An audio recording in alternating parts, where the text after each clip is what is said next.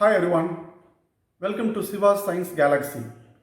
இந்த வீடியோவில் கோவிட்-19க்கான antiviral drugs vaccination பற்றி சில விஷயங்களை ஷேர் பண்ணியிருக்கேன். ஃபஸ்ட்டு கோவிட்-19 அப்படிங்கிறது என்னது? எல்லாருக்கும் தெரிஞ்ச விஷயம்தான். கோவிட்-19 அப்படிங்கிறது corona virus disease 2019. Corona virus disease 2019 சுருக்கம் தான் கோவிட்-19. இந்த கோவிட்-19 எங்கேருந்து ஸ்டார்ட் ஆச்சு அப்படின்னா, இதுவும் எல்லாருக்கும் தெரிஞ்ச விஷயம் தான். சைனாலேருந்து ஸ்டார்ட் ஆச்சு. சைனாவில் ஊகன் அப்படிங்கிற ஒரு மாகாணத்தில் உள்ள ஹுனான் சிட்டியில் சீ ஃபுட் மார்க்கெட்லேருந்து இந்த கோவிட்-19 டிசீஸ் ஆரிஜினேட் ஆச்சு அப்படிங்கிறது சொல்லப்பட்டிருக்கு. பட் அந்த மார்க்கெட்டில் எப்படி அந்த வைரஸ் வந்தது? ஹியூமன் மூலியமாக வந்துச்சா அல்லது நான் ஹியூமன் அனிமல்ஸ் மூலியமாக வந்துச்சா அப்படிங்கிறது தெரியல. அது அண்டர் டிபேட். பட் அந்த மார்க்கெட்லேருந்து தான் இந்த கோவிட்-19 இன்ஃபெக்ஷன் ஆரம்பிச்சுது அப்படின்னு சொல்லப்பட்டிருக்கு. சரி, இந்த கோவிட்-19 இன்ஃபெக்ஷன் அந்த சிட்டிலேருந்து ஆரம்பிக்கப்பட்ட டைம் பார்த்தீங்கன்னா நவம்பர் லாஸ்ட் வீக்லேருந்து டிசம்பர் ஃபர்ஸ்ட் வீக்குள்ளே இருக்கலாம் அப்படின்னு சொல்லியிருக்காங்க. ஸோ இந்த இன்ஃபெக்ஷன் ஆரம்பித்தது டிசம்பர் 2019. இந்த COVID-19 infection human to human transmit ஆகலாம் அப்படின்னு அத்தன்டிக்காக சொல்லப்பட்ட டேட் பார்த்தீங்கன்னா ஜனவரி 20. இந்த கோவிட்-19 அவுட் பிரேக் அத்தன்டிக்காக அனௌன்ஸ் பண்ண டேட் வந்து ஜனவரி 30. இது அனௌன்ஸ் பண்ணது வந்து வேர்ல்டு ஹெல்த் ஆர்கனைசேஷன். இந்த கோவிட்-19 பேண்டமிக் டிசீஸை டிக்ளேர் பண்ணது வந்து மார்ச் 11. ஸோ இந்த டிசீஸ் ஆரிஜினேட் ஆனது டிசம்பர் 2019. அது அவுட் பிரேக் ஆனது ஜனவரி 30. அது பேண்டமிக்காக மாறினது மார்ச் 11. இந்த கோவிட்-19க்கு காரணமான வைரஸ் வந்து சார்ஸ் கொரோனா வைரஸ் 2. இது அத்தன்டிக்காக அனௌன்ஸ் பண்ணது February 11 by international committee on taxonomy of viruses. இதற்கு முன்னாடி ஒரு 6 corona virus human corona virus identify பண்ணியிருக்காங்க. இது வந்து 7th ஹியூமன் கொரோனா வைரஸ். இந்த கொரோனா வைரஸோடைய சைஸ் பார்த்தீங்கன்னா it's about 100 nanometre or so. இது எப்படி புரிஞ்சுக்கலாம் அப்படின்னா, கன்சிடர் 1 சென்டிமீட்டர் லென்த். 1 சென்டிமீட்டர்னா 10 மில்லிமீட்டர்ஸ் இருக்கும். Just consider 1 millimetre. இந்த 1 மில்லிமீட்டரில் ஒரு லேயர், ஜஸ்ட் 1 லேயரில் 10,000 SARS corona virus 2 may present. அப்படின்னா you understand the size of the corona virus very very small. But its effect is so drastic adverse effect. இப்போ இந்த கோவிட்-19க்கான diagnostic மெத்தட்ஸை பற்றி பார்ப்போம். 2 விதமான மெத்தட்ஸ் இப்போ இருக்குது. ஒன்று வந்து RT-PCR, இன்னொன்று ஆன்டிபாடி டெஸ்ட். இப்போ RT-PCR அப்படிங்கிறது இந்த வைரஸினுடைய ஜெனட்டிக் மெட்டீரியலை பேஸ் பண்ணி ஐடென்டிஃபை பண்ணுற மெத்தட். ஆன்டிபாடி மெத்தடுங்கிறது இந்த வைரஸ் வந்து ஹியூமனை இன்ஃபெக்ட் ஆனோன்னா ஹியூமனோட இம்யூன் சிஸ்டம் சில ஆன்டிபாடிஸை டெவலப் பண்ணும். அந்த ஆன்டிபாடிஸை பேஸ் பண்ணி வர டெஸ்ட் வந்து ஆன்டிபாடி டெஸ்ட். இப்போது இந்த 2 டெஸ்ட்டும் ஒருத்தருக்கு செய்யும்போது அந்த 2 டெஸ்ட்டுமே பாசிட்டிவ் வரலாம் அப்படின்னா கண்டிப்பாக அவருக்கு கோவிட் இன்ஃபெக்ஷன் இருக்குன்னு அர்த்தம். 2லுமே நெகட்டிவ் வந்தது அப்படின்னா கண்டிப்பாக அவருக்கு கோவிட்-19 இன்ஃபெக்ஷன் கிடையாது.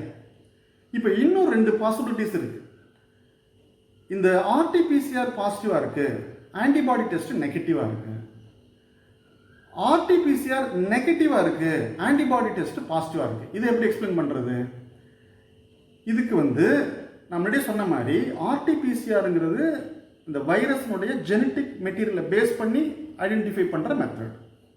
அப்போது ஒருத்தருக்கு இன்ஃபெக்ட் ஆகும்போது அவருடைய சிஸ்டத்தில் கொரோனா வைரஸ் இருந்துச்சு அப்படின்னா அந்த கொரோனா வைரஸை ஐடென்டிஃபை பண்ணுறாங்க. எப்படி?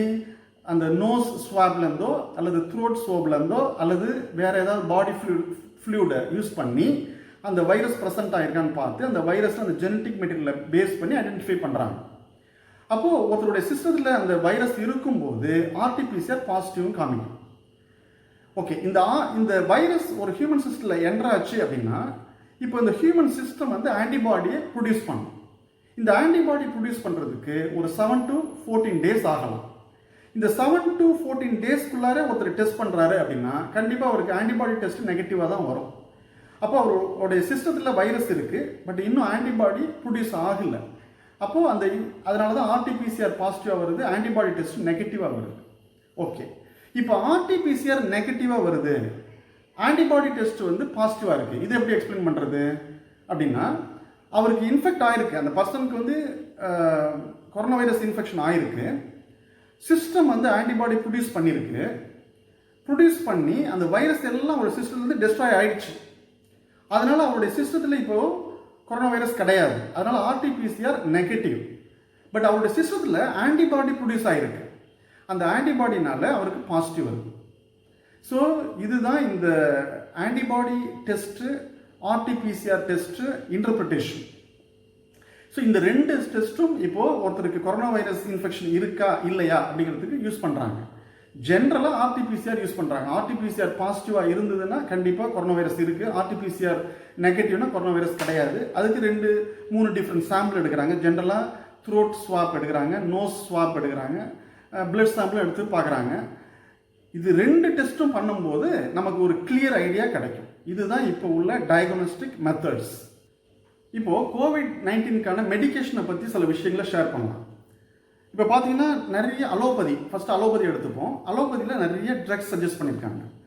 Hydroxy chloroquine, azithromycin, dexamethasone, remdesivir, favipiravir, sepsivac, இப்படி நிறைய ட்ரக்ஸு அலோபதியில் சஜஸ்ட் பண்ணியிருக்காங்க. இப்போ ஹோமியோபதி எடுத்துக்கிட்டோம்னா ஆர்சனிக் ஆல்பம் 30 அப்படின்னு ஒரு ட்ரக் சஜஸ்ட் பண்ணியிருக்காங்க. சித்தாவில் வந்து கபசூர குடிநீர் அப்படின்னு ஒரு ட்ரக் சஜஸ்ட் பண்ணியிருக்காங்க. ஆயுஷில் வந்து ஆயுஷ் 64 அப்படின்னு ஒரு ட்ரக்ஸை சஜஸ்ட் பண்ணியிருக்காங்க. இப்போது ஒரு சின்ன கன்ஃபியூஷன் எல்லாருக்கும் வரலாம். இதுவரையும் கோவிட்-19க்கான ஆன்டிவைரல் ட்ரக்ஸ் கிடையாது, கோவிட்-19க்கான வேக்சினேஷன் கிடையாது. அப்புறம் எப்படி இந்த ட்ரக்ஸ் எல்லாம் ஒர்க் ஆகும், இது எப்படி கோவிட்-19க்கு சஜஸ்ட் பண்ணுறாங்க அப்படின்னு ஒரு கொஸ்டின்ஸ் வரும், கண்டிப்பாக வரணும். அது ஏன் அப்படின்னா, இந்த வைரஸ்னால நடக்கிற எஃபெக்டை நம்ம தெளிவாக புரிஞ்சுக்கணும். சில ட்ரக்ஸ் வந்து டைரக்டாக வைரஸை போய் டெஸ்ட்ராய் பண்ணும், டைரக்ட் எஃபெக்ட். சில ட்ரக்ஸ் வந்து இந்த வைரஸ்னால வருகின்ற அந்த எஃபெக்டை குறைக்கும். இப்போது இந்த கொரோனா வைரஸ் ஜென்ரலாக இன்ஃபெக்ட் ஆகும்போது என்ன நடக்கும் அப்படின்னா, நம்ம சிஸ்டம், நம்மளே சொன்ன மாதிரி நம்ம சிஸ்டம் வந்து ஆன்டிபாடிஸை ப்ரொடியூஸ் பண்ணும். இதனால இன்ஃப்ளமேஷன் நடக்கலாம், அதாவது வீக்கம் வரலாம். இந்த வீக்கத்தை குறைக்கின்ற சில மருந்துகளை நம்ம பயன்படுத்தலாம். அதனால் இந்த கோவிட்-19 தாக்கம் கொஞ்சம் குறையும்.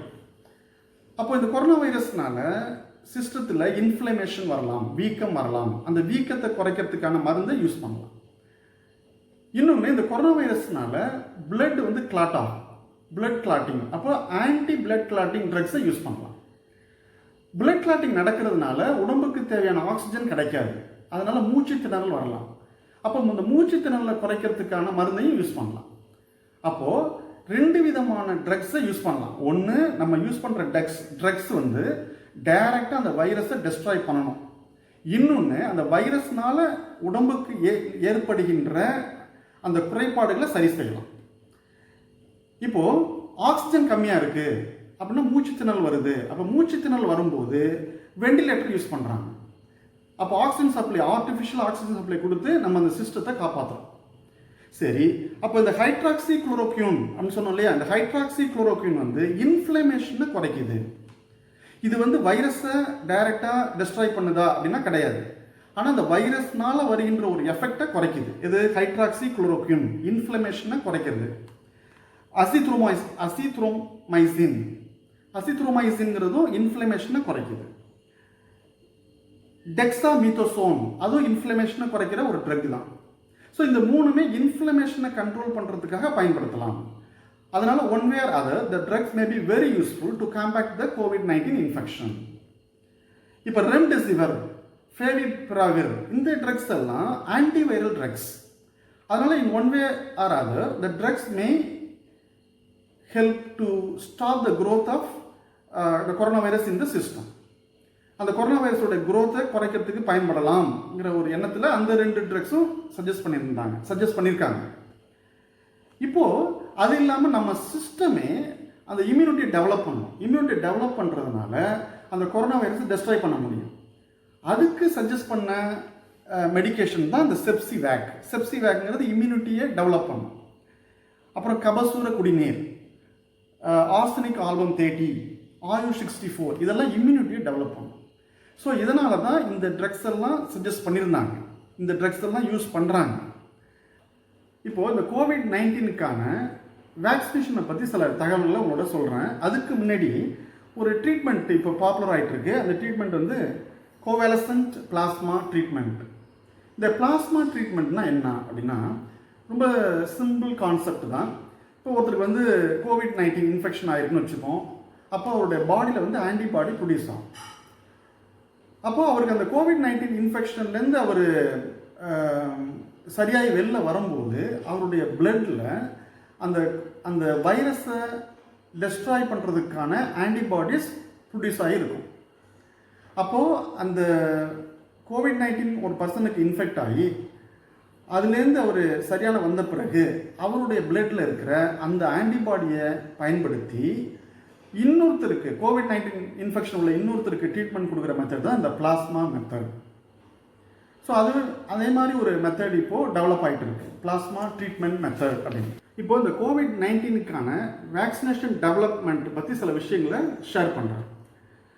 ஆக்சுவலாக ஒரு 7 countries are actively participating in the development of vaccination to combat the COVID-19 infection. The 7 countries எதுன்னு பார்த்தீங்கன்னா USA, UK, Russia, India, Germany, China and Australia. இந்த 7 countries வந்து ஒரு வேக்சினேஷன் டெவலப்மெண்ட்டில் ஒரு சர்டன் ரிமார்க்கபிள் ஸ்டேஜில் இருக்காங்க. இப்போ அதில் ஃபஸ்ட்டு வந்து இப்போ யூஎஸ்ஏல வந்து மொடர்னா அந்த இண்டஸ்ட்ரி வந்து mRNA 1273 அப்படிங்கிற வேக்சினேஷனை டெவலப் பண்ணிட்டு இருக்காங்க. யூகேல Oxford university and imperial college London இவங்க வந்து ACD 1222ங்கிற வேக்சினேஷனை டெவலப் பண்ணிட்டு இருக்காங்க. சைனாவில் வந்து கேன்சினோ பயாலஜிக்ஸ்ங்கிற இண்டஸ்ட்ரி, ஃபார்மசூட்டிக்கல் இண்டஸ்ட்ரி ஒரு வேக்சினேஷன் டெவலப் பண்ணிட்டு இருக்காங்க. அதனுடைய நேம் வந்து AD5NCOV அப்படிங்கிற ஒரு வேக்சினேஷனை டெவலப் பண்ணிட்டு இருக்காங்க. இந்தியாவை பொறுத்தவரையும் 2 pharmaceutical industry they are actively participating on the development of the vaccination.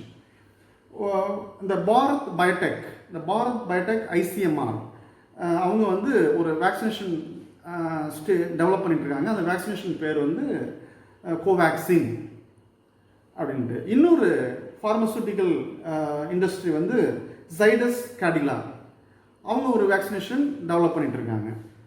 அதுமாதிரி ஆஸ்திரேலியாவில் வந்து university of Sydney and centenary institute அவங்க வந்து PCG வேக்சினேஷன் அப்படின்னு ஒன்று டெவலப் பண்ணிட்டுருக்காங்க. ஸோ ருஷ்யாலையும் வேக்சினேஷன் டெவலப் பண்ணிட்டு இருக்காங்க. அந்த வேக்சினேஷன் பேர் நேம் வந்து நாட் இட் ரிவீல்டு. ஸோ இந்த 7 countries வந்து வேக்சினேஷன் டெவலப்மெண்ட்டில் ஆக்டிவாக பார்ட்டிசிபேட் பண்ணிட்டு இருக்காங்க. அந்த கண்ட்ரீஸில் உள்ள இந்த இண்டஸ்ட்ரீஸ் அண்ட் அகடமிக் ஆர்கனைசேஷன்ஸ் அந்த நேம் ஆஃப் த வேக்சினேஷன் நான் உங்களுக்கு இப்போ சொல்லியிருக்கேன்.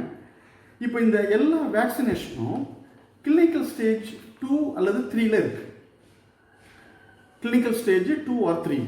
அது என்ன கிளினிக்கல் ஸ்டேஜஸ் அப்படின்னா, இந்த ட்ரக் டிசைன் அப்படிங்கிறது complex, time consuming and very expensive process. இந்த ட்ரக்ஸ் அப்படிங்கிறது we should start from the laboratory and we should come up to the market. So laboratory to market இதில் நிறைய ஸ்டேஜஸ் இருக்குது. First நம்ம disease understand பண்ணோம். What is disease, அந்த டிசீஸ்க்கான causes, the root causes for the disease, அதுக்கு உள்ள இந்த டார்கெட் ஐடென்டிஃபிகேஷன், அப்புறம் டார்கெட் வேலிடேஷன், அப்புறம் ட்ரக் டிசைன், அப்புறம் ட்ரக் ஆப்டிமைசேஷன், அதுக்கு பிறகு பார்த்தீங்கன்னா இந்த drug target interactions, in vitro studies, preclinical studies, non human animal model studies, இதெல்லாம் முடிச்ச பிறகு இந்த லாஸ்ட் ஸ்டெப் வந்து clinical trials. What is clinical trial? The next few minutes, 1 or 2 minutes, I'll be talking about the clinical trials. In the clinical trial, human being will be used for test. இதில் ஒரு 5 phases இருக்குது. Phase 0, phase 1, phase 2, phase 3 and phase 4. But ஜென்ரலாக இந்த face 0 அப்படிங்கிறதையும் face 1ஐயும் merge பண்ணிடுவாங்க. அதனால் நம்ம ஜென்ரலாக 4 ஃபேஸஸ்ன்னு வச்சுக்கலாம். Phases 1, phases 2, phases 3 and phases 4. Phase 1, இந்த ஃபேஸ் 1ல் என்ன அப்படின்னா healthy volunteers will be used. அப்போ அந்த ஹெல்த்தி வாலண்டியர்ஸ்க்கு அந்த அந்த ஆன்டிவைரல் ட்ரக்ஸையோ அல்லது அந்த வேக்சினேஷனையோ கொடுத்து அவங்களுக்கு ஏதாவது சைடு எஃபெக்ட் இருக்கா, ஏதாவது அட்வர்ஸ் எஃபெக்ட் இருக்கா அப்படின்னு பார்ப்பாங்க. ஸோ இந்த ஃபேஸ் 1ல் அந்த ட்ரக்ஸ் வந்து சேஃப்டியாக இல்லையா அப்படிங்கிறதான் கொஸ்டின். இதுதான் ஃபேஸ் 1. இதுக்கு வந்து ஒரு 50 to 100 volunteers will be considered. இந்த டைம்லைன் பார்த்தீங்கன்னா ஒரு few weeks to months. But இந்த டைமிங் அந்த நம்பர் ஆஃப் சப்ஜெக்ட்ஸ் அப்படிங்கலாம் வந்து there are lot of procedures for that. There are lot of method to speed up the process. அதெல்லாம் வந்து ஒரு தனி ஸ்டோரி, நம்ம அதை பற்றி பேச வேண்டாம். ஜென்ரலாக ஃபேஸ் 1 அப்படிங்கிறது எதுக்காகன்னா அந்த ட்ரக்ஸ் வந்து சேஃப்டியா அப்படின்னு பார்க்கறதுக்கு தான். இதுதான் ஃபேஸ் 1. அப்போ அந்த ஃபேஸ் 1ல் வந்து அந்த ட்ரக்ஸ் சேஃப்டி அப்படின்னா it can be move to the phase 2. Phase 2 அப்படிங்கிறது to understand the efficacy of the drug. அந்த ட்ரக்ஸுக்கு அப்போ அந்த ஃபேஸ் 2ல் அந்த பர்டிகுலர் டிசீஸ்ட் உள்ள human being will be considered. அப்போ அந்த டிசீஸுக்கு அந்த ட்ரக்ஸை கொடுக்கும்போது அந்த டிசீஸ் வந்து காம்பேக்ட் ஆகுதா, ரிடியூஸ் ஆகுதா, எந்த அளவுக்கு எஃபெக்ட் இருக்குது அப்படின்னு பார்க்குறது தான் ஃபேஸ் 2. இந்த ஃபேஸ் 2ல் டோஸை ரேஞ்சை வந்து ஃபிக்ஸ் பண்ணுவாங்க. இந்த ஃபேஸ் 2ல் பார்த்தீங்கன்னா ஒரு 100 to 300 human beings will be considered. அந்த டைம்லைன் பார்த்தீங்கன்னா ஒரு ஃபியூ மந்த்ஸ், அந்த few months to 1 or 2 years. But again, as I told you in the previous discussion, the time can be adjusted by many different factors. But so in the phase 2ல என்ன அப்படின்னா dose range optimise பண்ணுவாங்க, அதோட எஃபிகேசியை analyse பண்ணுவாங்க. இப்போ face 3 இதில் success ஆச்சுன்னா face 3. Face 3ல இந்த number of subjects பார்த்தீங்கன்னா அரௌண்ட் 2000 to 3000. இதில் எக்ஸாக்ட் டோஸை ஆப்டிமைஸ் பண்ணுவாங்க. ஸோ இந்த ஃபேஸ் 3ல சக்ஸஸ்ஃபுல்லாக இருந்ததுன்னா தென் அந்த ட்ரக்ஸ் வந்து மார்க்கெட்டுக்கு வரும். இப்போ இந்த ஃபேஸ் 1, ஃபேஸ் 2, ஃபேஸ் 3 இதில் ஒரு ஸ்டாட்டிஸ்டிக்கில் ஒரு சக்ஸஸ் ரேட் கொடுத்துருக்காங்க. இப்போ ஃபேஸ் 1 பார்த்தீங்கன்னா 70% சக்ஸஸ் ரேட் வந்து 70%. ஃபேஸ் 2ல பார்த்தீங்கன்னா ஒரு 35%, ஃபேஸ் 3ல பார்த்தீங்கன்னா 35%. ஃபார் எக்ஸாம்பிள் ஒரு 100 மாலிகுல்ஸை நீங்கள் கன்சிடர் பண்ணிங்கன்னா 100 மாலிகுல்ஸோடு நம்ம ஸ்டார்ட் பண்ணுறோம் அப்படின்னா ஒரு ஸ்டாட்டிஸ்டிக்கல் தான் அது. அப்போது ஃபேஸ் 1 கம்ப்ளீஷன் ஆகும்போது நமக்கு 70 drugs will be the promising lead. இந்த 70 ட்ரக்ஸோட நம்ம ஃபேஸ் 2ல என்டர் ஆகிறோம் அப்படின்னா ஃபேஸ் 3க்கு வரும்போது நம்ம கையில் ஒரு 25 ட்ரக்ஸ் இருக்கும். அப்புறம் ஃபேஸ் 3 சக்ஸஸ்ஃபுல்லாக முடிக்கும்போது நம்ம கையில் ஒரு 3 ட்ரக்ஸ் இருக்கும். அதாவது இதனுடைய இந்த ஸ்டாட்டிஸ்டிக்களுடைய இம்ப்ளிகேஷன்ஸ் என்னன்னா the success rate is 3%. That's why, as I mentioned, the drug designing is a very highly complicated, time-consuming, expensive process. Very tedious process too. இப்போ இந்த ஃபேஸ் 3ல நம்ம சக்ஸஸ்ஃபுல்லாக வந்துருச்சுன்னா அந்த drugs can be taken to the market. இப்போ எப்படி இது மார்க்கெட்டுக்கு எடுத்துகிட்டு போகணும் அப்படின்னா அதுக்கு சில ப்ரொசீஜர்ஸ் இருக்குது. இப்போ இந்தியாவில் வந்து ஒரு ட்ரக்கை மார்க்கெட் பண்ணணும் அப்படின்னா we should get the approval from Central Drugs Standard Control Organization. So அவங்களுடைய அப்ரூவல் கிடைச்ச பிறகு தான் the drugs can be marketed. For example USA, United States of அமெரிக்காவில் மார்க்கெட் பண்ணோம் அப்படின்னா food and drug administration FDA அவங்கள்ட்ட ஒரு அப்ரூவல் வேணும். இப்போ ஆஸ்திரேலியா அப்படின்னா ஆஸ்திரேலியா வந்து தெரபியூட்டிக் குட்ஸ் அட்மினிஸ்ட்ரேஷன் TGA அவங்கள்ட்ட அப்ரூவல் வாங்கின பிறகு தான் அதை ஆஸ்திரேலியாவில் மார்க்கெட் பண்ண முடியும். ஸோ இப்போது இந்த ஒரு ட்ரக்கை மார்க்கெட் பண்ணணும் அப்படின்னா அந்த ப்ரொசீஜர் இப்போ ஐ திங்க் உங்கள் எல்லாருக்கும் கிளியராக இருக்குன்னு நினைக்கிறேன். ஸ்டார்டிங் ஃப்ரம் த டிசீஸ் அண்டர்ஸ்டாண்டிங்லேருந்து கிளினிக்கல் வரையும் சக்ஸஸ்ஃபுல்லாக வரணும். ஸோ அப்ரூவல் வாங்கின பிறகு தான் இந்த ட்ரக்ஸ் கேன் பி மார்க்கெட்டட். இப்போது இந்த வேக்சினேஷன் இப்போ ஒரு 7 countries are developing the vaccination சொல்லியிருக்கோம். நான் அந்த வேக்சினேஷன்லாம் நல்லபடியாக வரட்டும். So very good, right, we hope the best. இப்போ இந்த வேக்சினேஷன் எடுத்துக்கிறது நல்லதா நல்லது இல்லையா, யாரெல்லாம் இந்த வேக்சினேஷனை எடுத்துக்கலாம்? எப்போ எந்த டயத்தில் எடுத்துக்கலாம், எந்த மாதிரியான கண்டிஷன்ஸில் இந்த வேக்சினேஷனை எடுத்துக்கலாம், எத்தனை முறை எடுத்துக்கணும், எடுத்துக்கிறது இந்த வேக்சின் எடுத்துக்கிறது நல்லதா தப்பா, இது வந்து ஒரு பெரிய டிஸ்கஷன். வேக்சினேஷன் எடுத்துக்கிறது நல்லதா அப்படிங்கிறது அண்டர் டிபேட். பட் அதான் நான் சொன்ன மாதிரி இந்த வேக்சினேஷனை யாரெல்லாம் எடுத்துக்கணும், எப்போ எடுத்துக்கணும், எந்த மாதிரியான கண்டிஷன் எடுத்துக்கணும், எத்தனை முறை எடுத்துக்கணும், இதெல்லாம் பற்றி பேசணும்னா இன்னொரு வீடியோ வேணும். பட் நமக்கு இப்போதைக்கு வேக்சினேஷன் COVID-19 இன்ஃபெக்ஷனை பொறுத்த வரையும் கண்டிப்பாக வேக்சினேஷன் தேவை. அந்த வேக்சினேஷன் ரெடி ஆகிட்டு இருக்கு. We hope the best. But இந்த vaccination not only for the COVID-19 infection. இப்போ நிறைய மற்ற இன்ஃபெக்ஷன் வருது. We don't know in future how many viruses will get outbreak. And அப்படி வரும்போது அதுக்கு என்ன செய்ய முடியும், அப்படி வரும்போது எத்தனை வேக்சினேஷன் எடுத்துக்கிறது, வேக்சினேஷன் எடுத்துக்கிறது நல்லது தானா, இல்லை what are the alternative ways for the vaccination, இதை பற்றி ஒரு வீடியோ நம்ம பிறகு கொடுப்போம். ஸோ நீங்களும் இந்த மாதிரியான பாக்டீரியல் இன்ஃபெக்ஷன், வைரல் இன்ஃபெக்ஷனுக்கான மெடிக்கேஷனை பற்றி கொஞ்சம் ரெஃபர் பண்ணி பாருங்கள். So till we meet in the next video. Good bye to all of you. Thank you very much for வாட்சிங் த வீடியோ.